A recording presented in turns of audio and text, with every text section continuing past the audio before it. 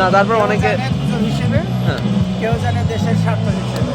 আপনি দেখেন হেনা ভোটের প্রচারটা আমরা রাস্তায় রাস্তায় দেখতে পারতেছি, বিভিন্ন দলের মাধ্যমে দেখতে পারতেছি। না ভোটের পিছনে একটা গুজব ছড়াচ্ছে, দেখেছেন কি? যে আপনি যদি না ভোটে ভোট দেন তাহলে কি হবে, বিসমিল্লাহটা টিকে যাবে। না ভোটে যদি ভোট দেন তাহলে সব আমাদের যে সংবিধান আছে সেটা টিকে যাবে, দেখেছেন? তার মানে বোঝা যাচ্ছে যে না ভোটের পক্ষেও প্রচারণটা চলতেছে একদম রিয়াল লেভেল থেকে, একদম গ্রামগঞ্জ পর্যন্ত। যে মানুষগুলো আসলে এইটা বুঝতে চায় না, কিংবা তারা এর আগে এইরকম কোনো শব্দের সাথে পরিচিত না, তাদের কাছ পর্যন্ত পৌঁছে গেছে। পৌঁছে নেই এরকম না, কারোর কাছে গুজব পৌঁছেছে, কারোর কাছে সঠিক শব্দটা পৌঁছেছে। শুট করা মাহফুজ তো মাহবুবের ভাই, উনাকে ওইভাবেই চিনি। আপনি কিভাবে চেনেন? উপদেষ্টা হিসেবে। জি জি। সরকারটা পরিবর্তন হোক, দুদকের সামনে সামনে ওনাকে দাঁড়াতে হবে।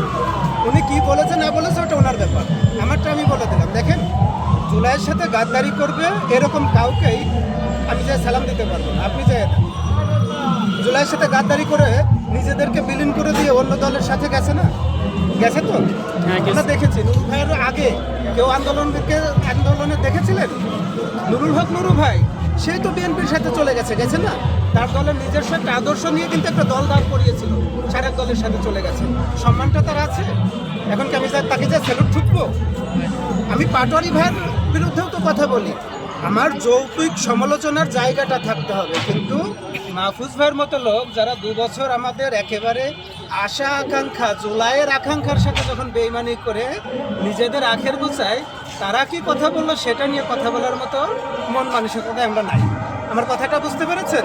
উনি যে কথাগুলো বলে না, ওনার কথাগুলো ঠিক আছে, আমার কাছে মনে হয় যে উনি মনে হয় সুস্থ মস্তিষ্কে নাই। আপনারা একটু খোঁজ নিয়ে দেখেন যে এইসব কথা বলতে গেলে আসলে দায়িত্বশীলতার জায়গা থেকে এসব কথাগুলো বলা যায় না। আপনি কেন আওয়ামী লীগের সাথে জামাত ইসলামকে এক করেন? আরে আওয়ামী লীগ সরকার ক্ষমতায় থাকতে তো সব থেকে জামাতের একেবারে সিনিয়র নেতৃত্বকে আওয়ামী লীগ সরকার ভারতীয় প্রেসক্রিপশনে ফাঁসি দিয়েছে। আপনি জানতেন না এটা? আপনি জানতেন কিনা? এখন পর্যন্ত সব থেকে ভারতের ভোতা অস্ত্র হচ্ছে চেতনা। সেই চেতনাটা এখনো কোনো না কোনোভাবে আওয়ামী লীগ ধারণ করে এবং মানুষের মাঝে সেই চেতনার প্রচারপত্র বিলি করে বেড়ায়। এখন আপনি তার সাথে জামাতকে এক করে দিবেন? আমি আপনাকে চিনি, আপনি যদি এরকম কথা বলেন তাহলে আমি আপনাকে ওই মাহফুজকে চিনি, জুলাইয়ের আন্দোলনের সম্মুখ সারির যোদ্ধা মাহফুজকে চিনি।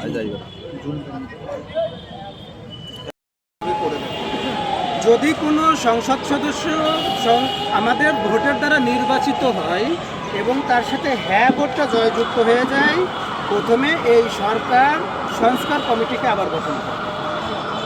আমাদের যে গণভোটটা হ্যাঁ জয়যুক্ত হলো, তার জন্য সম্ভবত 90 কার্য দিবসের একটা ঘোষণা আছে। এর ভিতর প্রতিটা দল থেকে একটা কমিটি গঠন করবে।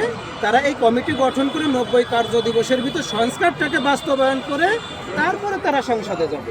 এটাতে তো নতুন করে কিছু বলার নেই। আমার কাছে একটাই কথা, যে যেটা আমাদের কাগজ কলমে আইনিভাবে উল্লেখ করা আছে, নোট অফ ডিসেন্টের পরে